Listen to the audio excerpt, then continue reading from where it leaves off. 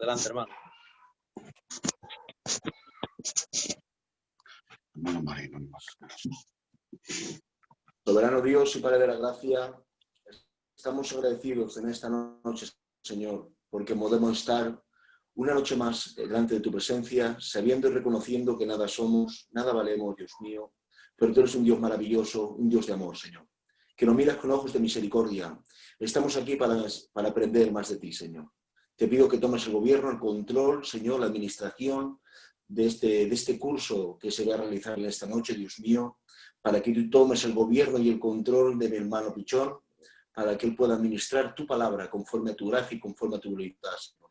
Que se sienta respaldado por el poder de tu...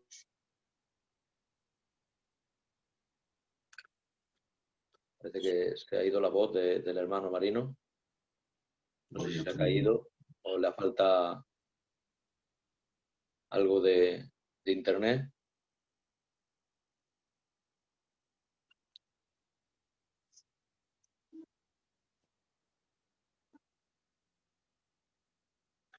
Hermano Gerardo, ¿tú escuchas al hermano Marino? Sí, ahora no.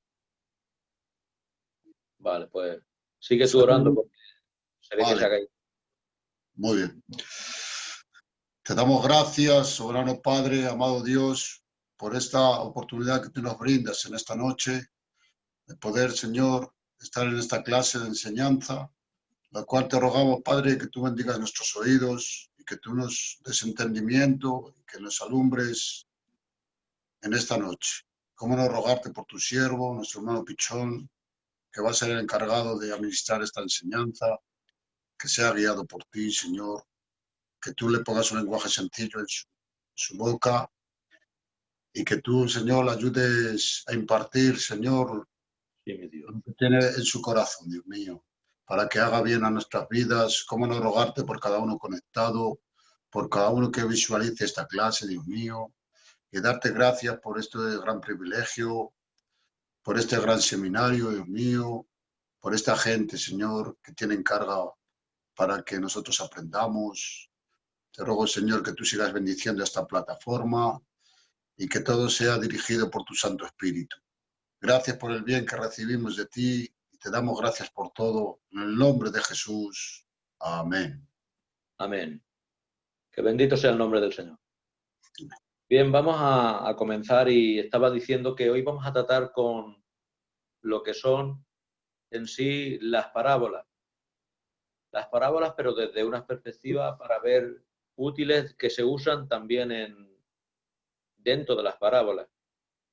Sabemos que las parábolas vienen del hebreo mashal o de la raíz que también evoca la palabra efigie, una representación. Sabemos que una parábola es un símil extendido, un símil es una comparación, es una semejanza. Se dice que parábola quiere decir en sí poner al lado para comparar. Entonces es una figura, es una ilustración. Son términos relacionados con la pairomía, que tiene que ver también con lo que en el mismo español nos dice la parábola, que es una composición literaria, que es una narración breve, que puede ser tanto real o ficticia, y que ilustra una verdad moral o espiritual. Una parábola es un símil extendido, el cual se afirma o se implica que una cosa es como otra teóricamente y difiere en la alegoría. ¿Por qué? Porque la alegoría es una metáfora extendida. En cambio, una parábola es un símil extendido. Esto es un poco de hermenéutica, pero sabemos que todo es válido para ir progresando un poco. Ya sé que lo sabéis, pero bueno, recordamos. Decir que, por ejemplo, ¿qué diferencia hay entre un símil y una metáfora? El símil compara, la metáfora, en cambio, parece que afirma. No lo mismo es estar como un león que ser el león. Por ejemplo, el diablo está como león. Eso sería un símil, una semejanza, una comparación. En cambio, de Jesús no se dice está como un león, se dice es el león. Eso entonces no sería un símil, sería una metáfora. Esa es la diferencia. Así que podemos ver que una alegoría es una metáfora extendida y en cambio una parábola es una comparación extendida. Y vamos a hablar de unas parábolas que son muy conocidas, que las encontramos en el capítulo 15 del Evangelio según San Lucas, y empieza hablando de una oveja perdida. Sigue con una moneda perdida y habla de un hijo que también se pierde. Se acercaba a Jesús a todos los publicanos y pecadores para oírle, y los fariseos y los escribas murmuraban diciendo: este a los pecadores recibe y con ellos come. Entonces él les refirió esta parábola diciendo: ¿qué hombre de vosotros, hablando de ellos, teniendo 100 ovejas, si pierde una de ellas, no deja las 99 en el desierto y va tras la que se perdió hasta encontrarla? Y cuando la encuentra, la pone sobre sus hombros gozoso, y al llegar a casa reúne a sus amigos y vecinos diciéndole: gozad conmigo, porque he encontrado mi oveja que había perdido. Os digo que así habrá más gozo en el cielo por un pecador que se arrepiente que por 99 justos que no necesiten de arrepentimiento. Estaba hablando de este grupo de tantos fariseos, doctores de la ley, saduceos y todos estos grupos que había en ese momento en tiempos de Jesús.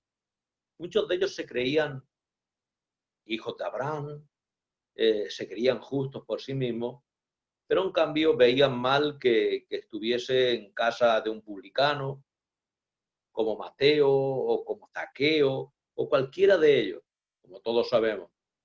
Pero el Señor estaba hablando aquí de lo importante que era buscar lo perdido. Y de qué manera aquí relata dejar en el desierto, pero no estaba diciendo de dejar en el desierto de una manera descuidada. Siempre los pastores tenían un pequeño aprisco, un lugar de refugio donde se quedaban guardadas y salía a buscar a esa que se había perdido. Así que en el Señor también sucede igual. A veces no entendemos que hay hermanos que se pueden perder. El que se pierde es porque no tiene conocimiento. Y aquí expone 3 cosas. La oveja que se pierde. Para que una oveja se pierda, tiene que tener poco conocimiento, tiene que tener poco fundamento. Tiene que ser como el ejemplo que pone claramente esta parábola. Habla de una oveja. ¿Y por qué habla de una oveja? Sabemos, queridos hermanos, que una oveja no tiene sentido de orientación. Hemos visto a veces los informativos que se han venido de vacaciones, por ejemplo, unos franceses a España. Aquí, yo lo vi una vez aquí que salía por la televisión valenciana. Unos franceses que venían a España a veranear y otras veces habían traído el perro, pero ese año no se lo trajeron. Pues al mes se encontraron que el perro salió de Francia y llegó a Valencia él solo, sin traerlo nadie. Ni vino en coche ni en autobús, sencillamente fue caminando hasta llegar al sitio.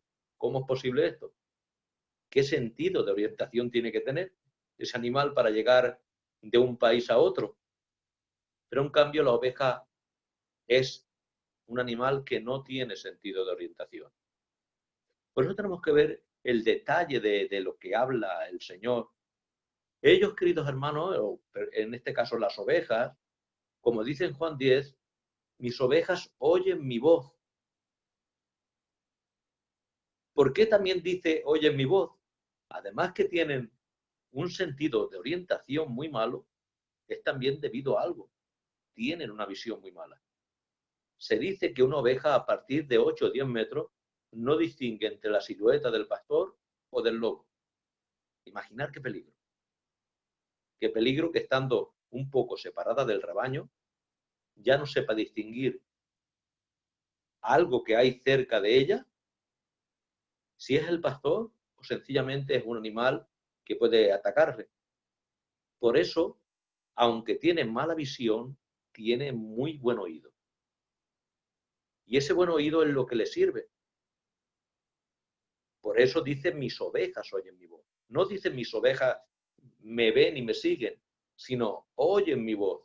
El Salmo 23, que habla de una manera excepcional del buen pastor, ese salmo tan conocido, habla claramente que dice: tu vara y mi cayado me infundirán aliento. ¿Sabías por qué era? Porque cuando andaba el pastor, a su caminar, golpeaba con la vara en tierra y ese sonido era aliento para la oveja. ¿Por qué? Porque sabía por dónde caminaba. Entonces, la vara para la oveja no era sentido de dolor o de disciplina, no, era sentido de aliento, porque ese golpe le indicaba por dónde iba su pastor y hacia dónde tenía que dirigirse, por el oído. Pero además, queridos hermanos, sucedía algo más. Sabemos que dice: unge mi cabeza con aceite. ¿Y en qué término habla, queridos hermanos, de ungir la cabeza, si está hablando de un pastor y está hablando de unas ovejas? Porque ciertamente las ovejas se les ungía con aceite en la cabeza. ¿Sabéis para qué? Para que los insectos no llegaran a sus oídos, porque el peligro de muerte para una oveja era quedar sorda. Si quedaban sordas y tenía una mala visión, estaba perdida. Ya no oía el aliento de vida, ya no oía la voz del pastor. Y por eso era necesario que se ungiera la cabeza con aceite para que los insectos no llegaran. Ahí se quedaban paralizados, apegados con ese óleo entre la lana.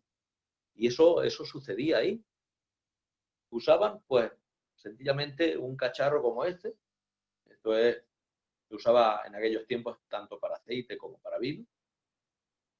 Y le echaban y podían tener ese resguardo directamente de esos insectos que podían quitar prácticamente el sentido que era más válido para ellos. Una oveja, como hemos dicho, sin oído, estaba perdida. ¿Y qué tal si podemos decir que nosotros, las ovejas del rebaño del Señor, también seguimos por el oído? ¿Por qué? Porque la fe viene por el oír la palabra de Dios. Si no oímos palabra, no produce fe, como dice Romanos 10:17, que la fe es por el oír la palabra de Dios. Hay esa manera tan especial de guardar el oído.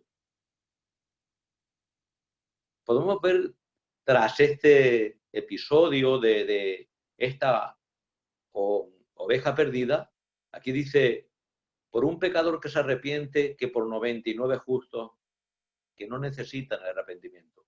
Mirad el detalle. No habla de que una oveja que se arrepiente sea mejor que 99. No. Dice mejor que 99 justos que no necesitan de arrepentimiento. Sabemos que no hay ningún hombre justo. Todos necesitamos arrepentimiento. Pero estos se declaraban, este grupo se declaraba como personas que no necesitaban. Jesús ciertamente les decía: por cuanto decís que estáis sanos, vuestra enfermedad permanezca en vosotros. Les decía: guías de ciegos, ciegos y guías de ciegos. Les decía sepulcros blanqueados. Les decía barbaridad de cosas. Pero ellos se creían justos, se creían que no tenían necesidad de arrepentirse. En cambio, aquellas ovejas que sí que se sentían pecadoras, eran los que venían al arrepentimiento, eran los que venían primeramente al bautismo de Juan, reconociendo su estado. Y después Juan mismo les diría: he aquí el Cordero de Dios que quita el pecado del mundo, diciendo que le siguieran a él. Él había terminado con su cometido, era el propulsor del Cristo. Aquí vemos que está hablando del 1%. Y ya hemos dicho que en este caso, Cristo, en este caso el buen pastor, va en busca de la oveja perdida. Pero ya hemos dicho cómo tiene que ser la calidad o la cualidad de esa oveja perdida. Esa oveja perdida se ha perdido porque no tiene conocimiento, no tiene discernimiento, no tiene orientación, y por tanto el Señor, que es misericordioso, va en busca de ella. Pero luego vemos otro detalle, la moneda perdida. ¿Dónde se perdió la oveja? Se perdió en el monte, se perdió en el campo. Pero en cambio, la moneda perdida no se perdió ni en el monte ni en el campo.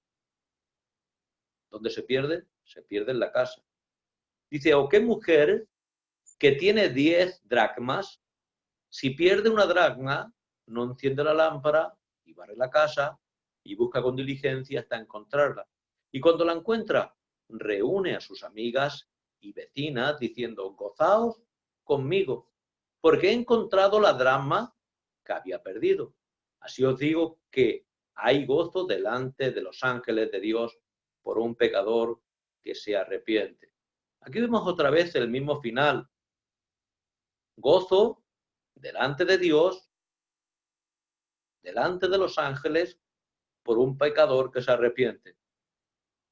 Sabemos que el arrepentimiento, la palabra griega para arrepentimiento es la palabra metanoia, cambio de mentalidad, un giro de 180 grados, pero no hacia un lugar que no sea el Señor, porque si no, no sería un arrepentimiento.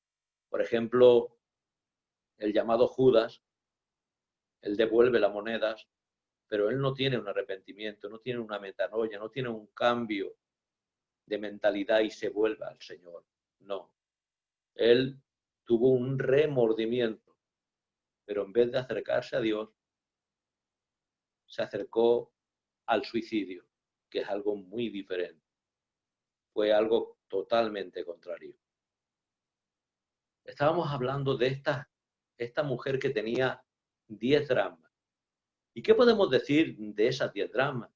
En aquella época, queridos hermanos, las mujeres casadas, se dice que se ponían una cinta en el cabello, que era una especie de diadema, y tenían estas monedas, que era algo que el novio le había dado para la boda.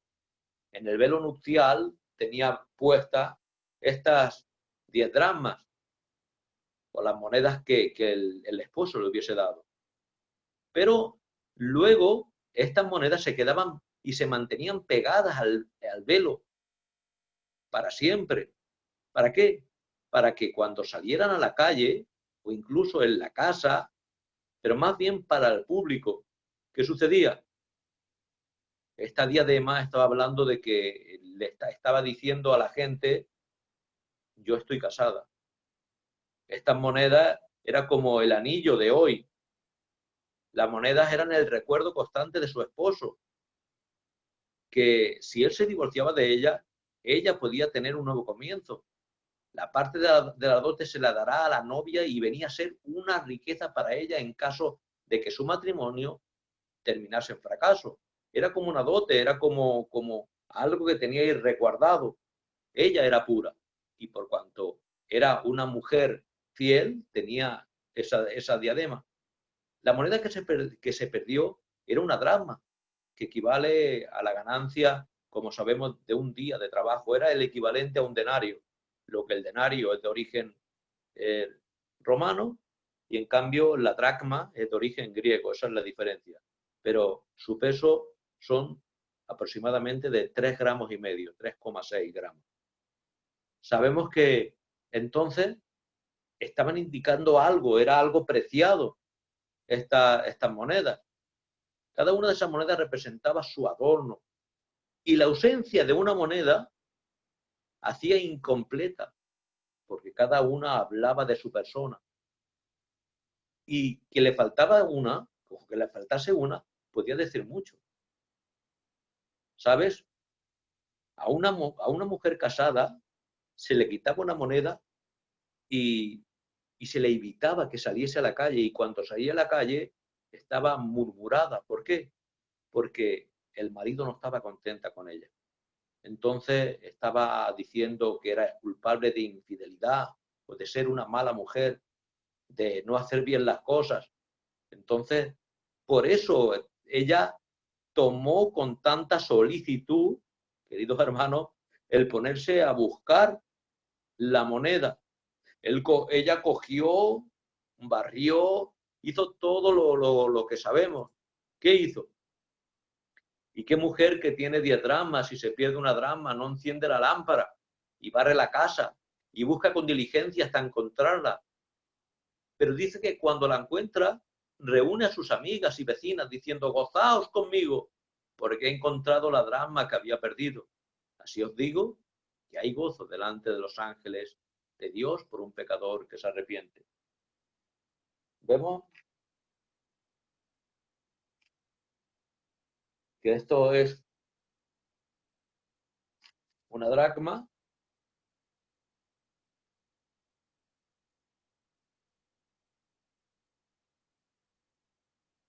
y esto es un didracma. Estos son 2 dracmas.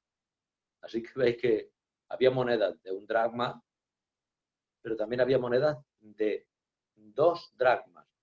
También había monedas no solo de 2 dracmas, había monedas como esta, que era un tetadracma, que eran 4 dracmas. Así que había monedas de 4 dracmas, didracma, 2 dracmas y monedas de dracma, de 1 dracma.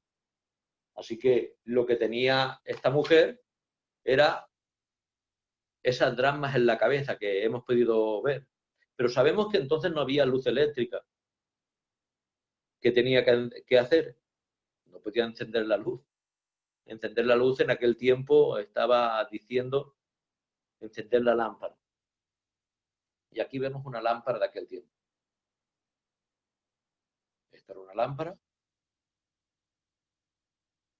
Si miráis desde cerca, veis que aquí, aunque no se vea bien, tiene un relieve al lado y es la diosa Nike, la diosa Nai, la diosa de la victoria que llaman. Que la palabra Nike, de las zapatillas, que esa marca, eso es en inglés, pero es la diosa griega Nike, que quiere decir, así como se escribe, Nike, que quiere decir victoria en griego. Y es la diosa de la victoria.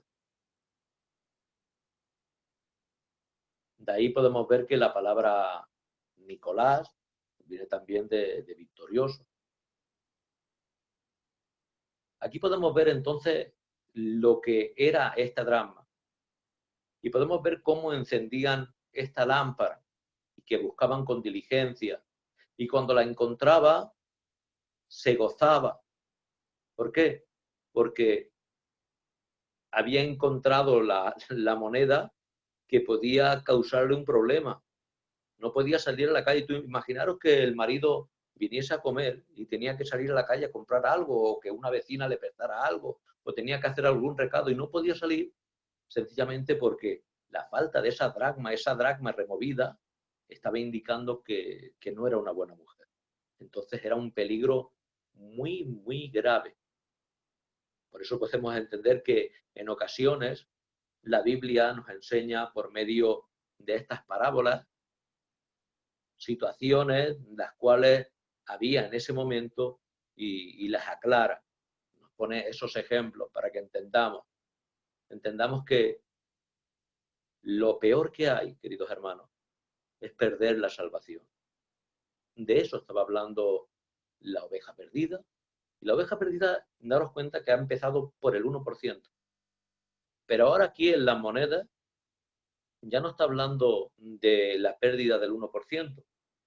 Está hablando de la pérdida del 10%. De 10 monedas había perdido una. Estamos hablando ya del 10%. Pero lo bueno es que se encontró el 1% y el Señor ama el 1% y sale a buscar el 1%. Habla también aquí de que tenemos que amar ese 10%. Y ahora mirar un momento, no es el pastor el que viene a buscar en sí la oveja. ¿Por qué? Porque se ha perdido en la casa. Y cuando se pierde en la casa algo, lo tenemos que buscar nosotros. Cuando se pierde algo en el campo, en el monte, en un sitio que nosotros mismos no podemos llegar al lugar, como esa oveja que no tiene orientación, tranquilo, el Señor va a proveer, Él va a venir, va a buscar, nos va a subir a sus hombros y va a traernos al redil. ¿Sabes? Seguramente esa oveja gemía. No sé si estaría golpeada. Si estaba golpeada, seguramente antes de ponerla sobre sus hombros, la curaría, la vendaría. Ese es el buen pastor. Pero aquí en este caso era la mujer que por descuido había perdido la moneda. En muchas ocasiones perdemos también nosotros cosas que son necesarias y perdemos nuestro testimonio y no podemos salir fuera. Somos criticados y tenemos que entender, queridos hermanos, vamos a buscar y tenemos que empezar a barrer. Está hablando de limpieza, a quitar lo que no sirve.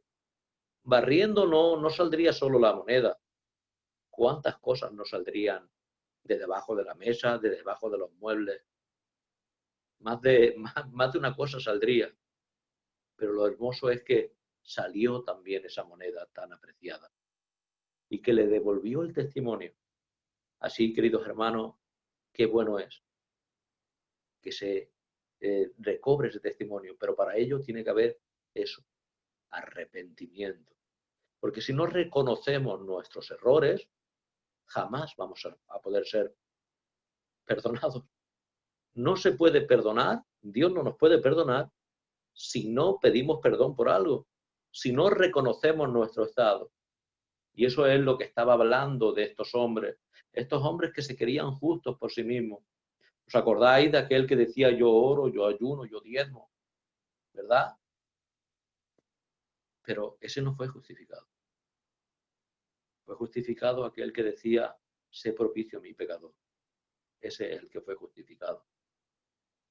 Hemos hablado, como hemos dicho, que el Señor ama el 1%, el 10%, y ahora vamos a otra parte, al 50%. Va subiendo. 1%, 10%, 50%.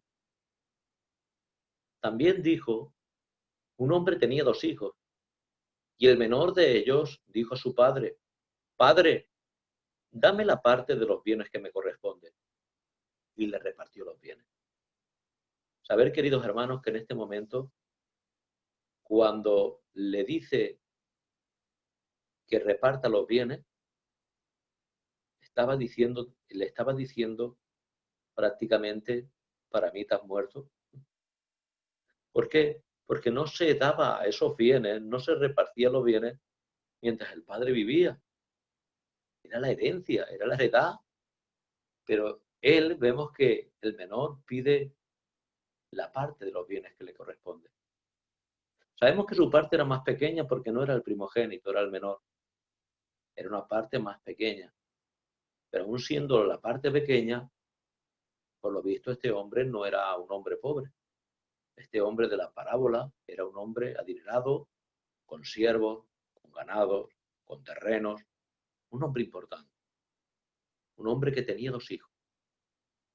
Pero aquí vemos que este menor le dice, dame la parte de los bienes que me corresponden. Tenemos que ver aquí, cuando dice un hombre tenía 2 hijos, aquí se nos esconde algo que se nos escapa en la versión Reina Valera. Sabemos cuando dice un hombre tenía 2 hijos, la palabra hijo tiene diversidad de palabras en griego. Podríamos encontrar desde, por ejemplo, tecnón, que es un niño pequeño, paidión, que es un muchacho, y también en este caso huios, que es un hijo maduro, es decir, ya hijos mayores. Dice, un hombre tenía 2 huios, es la palabra que dice ahí, es decir, no eran 2 muchachos, eran ya 2 hijos maduros. Los hijos maduros habían hecho ya la llamada ceremonia de la huiotesia, la adopción, en la cual eran presentados a la sociedad, en la cual se les ponía anillo en la mano, indicativo de que tenían autoridad para comprar y vender los bienes del padre, porque los había capacitados el padre. En ese momento, cuando hacían esa ceremonia de la biotesia, pues cogían, imaginaros que tenía 2 hijos y cogía 2 anillos y decía, toma, al hijo mayor se lo daría en el momento que fue mayor de edad y tuvo capacidad para regir los bienes del padre, y al hijo menor cuando lo tuvo. Pero aquí ya eran los 2 hijos maduros y los 2 tenían anillos para poder comprar y vender en los asuntos del padre. ¿Pero qué sucedió, queridos hermanos? Dice que le dijo, dame la parte de los bienes que me corresponde. Le repartió los bienes. Dice que no muchos días después, juntándolo todo, el hijo menor se fue lejos, a una provincia apartada. Y allí desperdició sus bienes viviendo perdidamente. Y cuando todo lo hubo malgastado, vino una gran hambre en aquella provincia. Sabemos que él tenía muchos bienes, el padre, que tenía abundancia de siervos, pero tomando lo que tenía, se va a un lugar y cuando lo ha gastado todo, vemos que viene una mala época. Viene hambre a aquel lugar. Y comenzó a faltarle. Y dice que cuando le empieza a faltarle, hoy se arrimó a uno de los ciudadanos de aquella tierra, el cual enviaba a su hacienda para que apacentara cerdos. Vemos que para los judíos los cerdos es un animal inmundo. Entonces está hablando que si este hombre al cual se acercó apacentaba cerdos, seguramente no era un judío. Y si era un judío, no era un buen judío. Seguramente sería un gentil. Posiblemente pues estaría en una provincia apartada y esta provincia, en ella había gentiles. Sabemos, por ejemplo, se le llama Galilea de los gentiles al lugar del norte de Israel porque allí había muchas tropas romanas y había mucho pueblo griego y había también otras personas de otros lugares. Entonces allí, pues claro, sí que también había cerdos, como os acordáis del texto del Gadareno, en Gadara también había cerdos, se apacentaban cerdos, y había demonios en aquel lugar, como se suele decir, y vemos que había una legión en aquel joven. Eran lugares donde no había normalmente ni una sinagoga, ni había un lugar donde había hombres piadosos, justos, de los llamados judíos, sino que eran lugares donde más bien habitaban gente de otras provincias, de otros lugares, de otras tierras, con otros ideales, con otras costumbres y con otros dioses. Por ejemplo, Decápolis eran ciudades griegas. Y vemos que cuando es librado de lo que era la legión de demonios, él le dice de seguirle. Pero en cambio él le dice que no, que vaya a predicar, que siga, que diga el testimonio. Y dice la palabra que se fue hacia Decápolis. Ese es el que después se encuentra echando demonios en el nombre del Señor y ahora se creen que era él el que hizo eso. Los discípulos le quieren parar y mira, echar demonios en tu nombre. Y dice, el que no es contra nosotros, es con nosotros. Un reino dividido no permanece. Les enseña bien. Dice que este hombre, el cual le envió a su hacienda a que apacentase cerdos.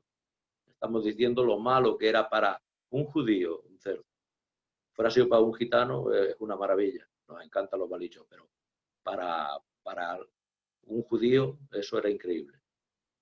Yo a veces pienso, y vamos a decir algo bromeando, pero imaginaros que en vez de un judío se queda en aquel lugar un gitano muerto de hambre. Así que hubiese sido tan peligrosos los cerdos.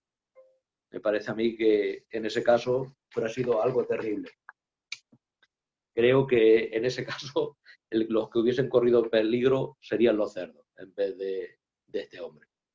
Pero bueno, era un judío, no podía comer de aquellos animales, era algo inmundo, pero además dice que deseaba llenar de vientres de las algarrobas que comían los cerdos, pero aún así nadie le daba. Estaba en una situación tan grave, estando en la casa del Padre, estando en un lugar tan privilegiado. Ahora vemos que está en un sitio terrible, que bendito sea el nombre del Señor. Vemos que dice, y volviendo en sí, dijo, ¿cuántos jornaleros en la casa de mi padre tienen abundancia de pan? Y yo aquí perezco de hambre. Me levantaré, iré a mi padre y le diré, Padre, he pecado contra el cielo y contra ti. Ya no soy digno de ser llamado tu hijo. Hazme uno de tus jornaleros. Vemos que aquí vuelve en sí, porque este hombre, al salir de la casa del padre, lo había perdido todo y estaba fuera de sí. Pero siempre hay un momento de lucidez. Así como el hombre cuando cayó en pecado, sabemos que arrastramos la naturaleza caída, pero el Señor nos ha dado la cualidad, por lo menos, aunque es verdad que tenemos una voluntad que está totalmente condicionada. ¿Por qué? Porque estamos sumidos en el pecado y estamos muertos en delitos y pecados y por nosotros mismos no podemos acercarnos a Dios. Tiene que ser Dios el que se acerca a nosotros. Pero al hombre se le ha dado o se le ha permitido solo una cosa, el poder pedir socorro, el poder pedir auxilio. Eso se nos ha dejado. Y él aquí volvió en sí y dijo, Padre, he pecado contra el cielo y contra ti. Ya no soy digno de ser llamado tu hijo. Hazme como uno de tus jornaleros. Él vio en qué situación se encontraba y ahora ya no pide ser un hijo. Sabe que lo ha hecho mal. Reconoce su mal y eso es lo importante, el reconocer nuestro mal. Reconoce su condición, que ha perdido la parte de los bienes que le correspondía, que se ha portado mal y que había gastado los bienes perdidamente. La palabra en sí, como conocemos el texto este de el hijo pródigo, la palabra pródigo quiere decir gastar sin mirar, sin miramiento. Es decir, alguien que se da en demasía, sin mirar nada.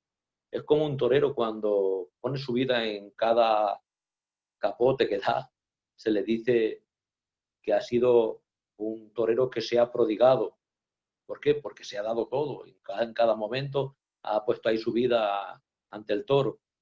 Y eso es prodigarse también. Pero en este caso fue para algo malo. Para no tomar lo que tenía y guardarlo. Porque si toma los bienes y se va y con ellos los conserva y hace su vida, pero no, perdidamente se los gastó. ¿Qué pasó? Y levantándose vino su padre. Y cuando aún estaba lejos, lo vio su padre. Y fue movido a misericordia. Y corrió. Y se echó sobre su cuello. Y le besó. Y él le dijo, Padre, he pecado contra el cielo y contra ti. Y ya no soy digno de ser llamado tu hijo. Pero el padre dijo a sus siervos, sacad el mejor vestido. ¿Cómo venía? Venía con harapos, oliendo a cerdo, descalzo. Sacad el mejor vestido. Había muchos vestidos allí, pero no dijo sacad un vestido. No, sacad el mejor vestido. Ahí veis la alegría del padre, que quería darle a su hijo pequeño que había vuelto. Y estaba tan contento, tan gozoso. Vemos también que dice, levantándose, vino a su padre, y cuando aún estaba lejos lo vio el padre, y fue movido a misericordia.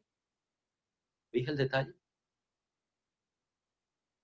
Sabemos que la oveja, el pastor fue a buscarla. La moneda se perdió en casa y la tuvo que buscar ¿quién? La mujer que había perdido la moneda. En este caso, el que se fue el hijo, y el hijo tiene que volver. Pero aquí sucede algo. Aunque es el hijo el que vuelve, el padre está mirando cada día. Está esperando que volvamos. Y dice que aún estaba lejos y lo vio el padre. Es decir, aún no había llegado a casa.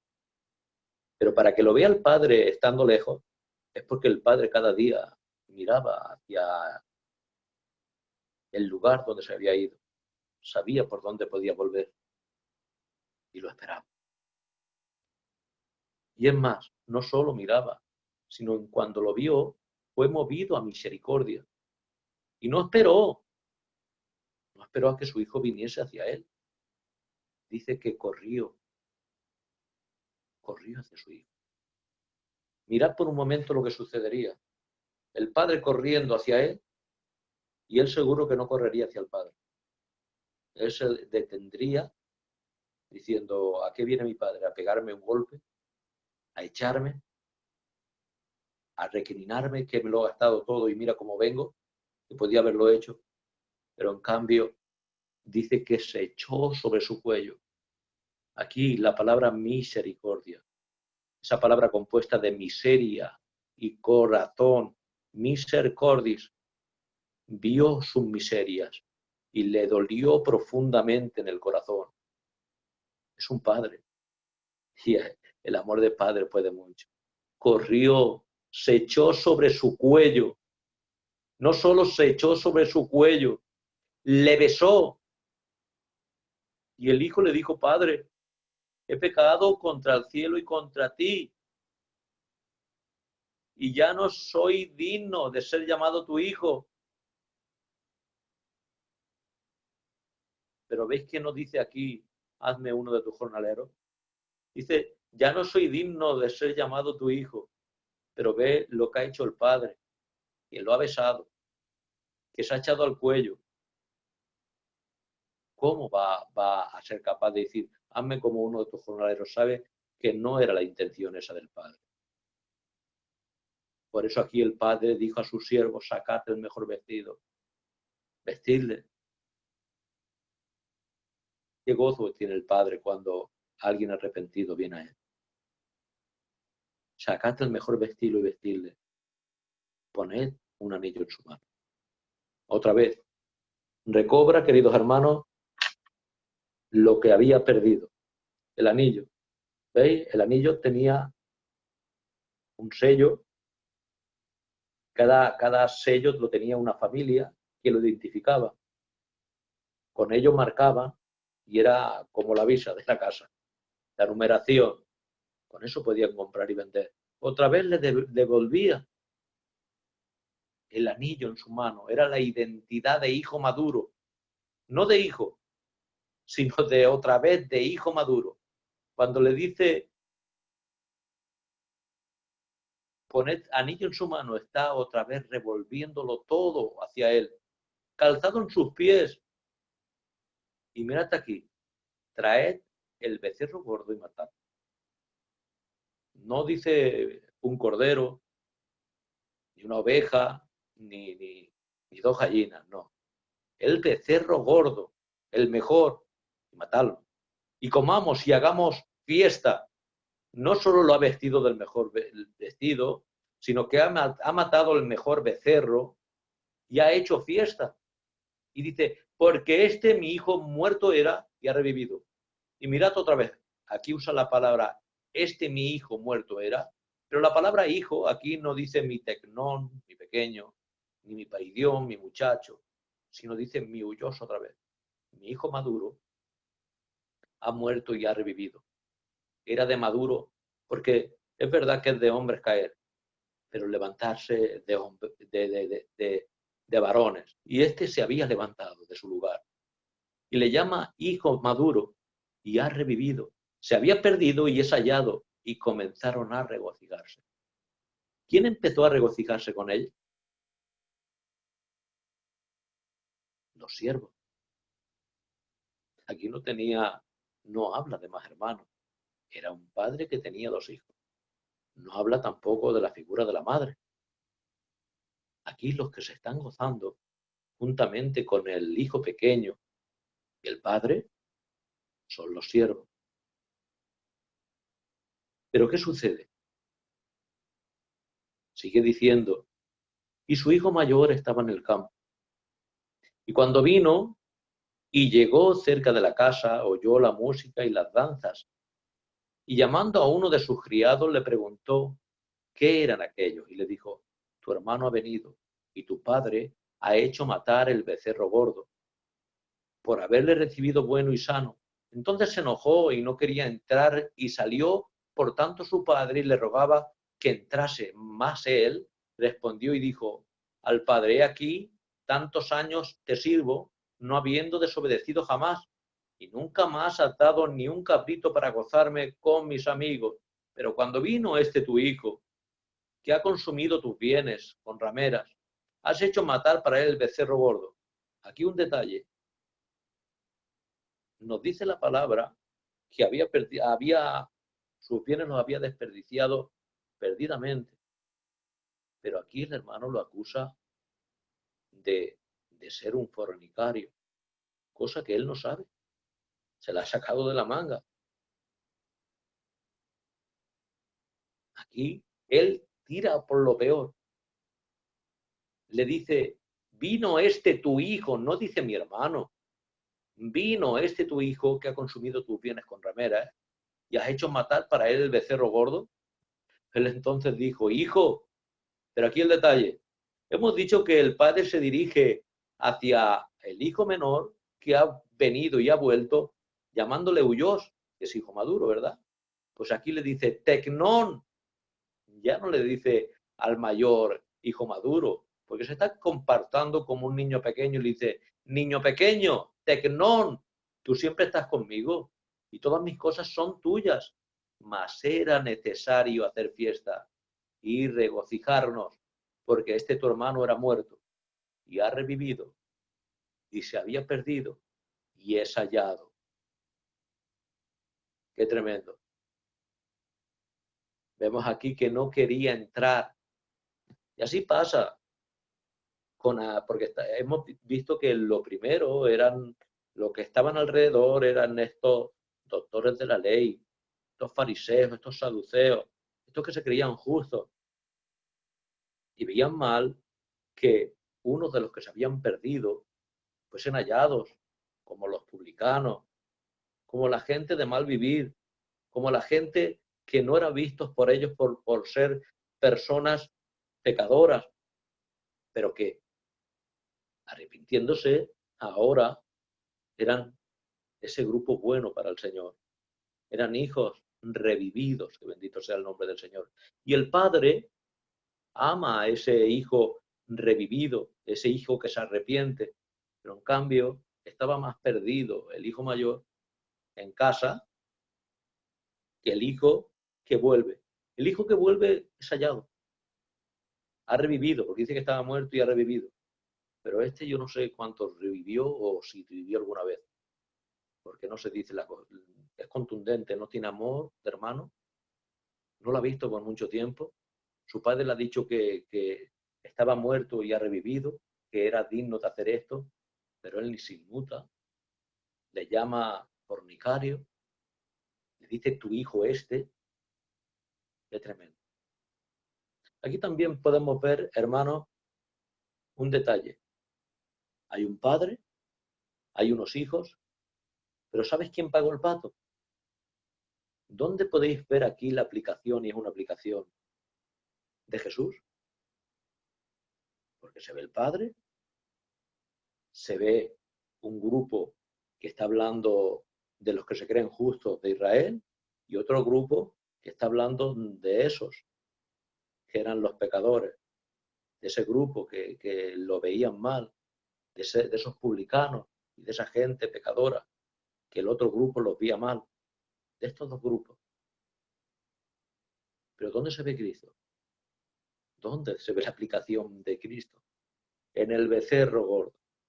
sin el becerro no hay comida y no hay fiesta. Él es el que pagó el pato. Aquí se ve solo una muerte para que haya fiesta y comida. Y es el becerro gordo. Bien, que el Señor os bendiga. Yo creo que vamos a llegar hasta aquí y ahora enseguida acabo la grabación. Decir que vamos a tocar más tiempo de la semana que viene. Trataremos otra vez con el mismo tema, parábolas de Jesús y contando otros asuntos, viendo otras cosas, porque yo creo que es bueno. Que el Señor os bendiga grandemente.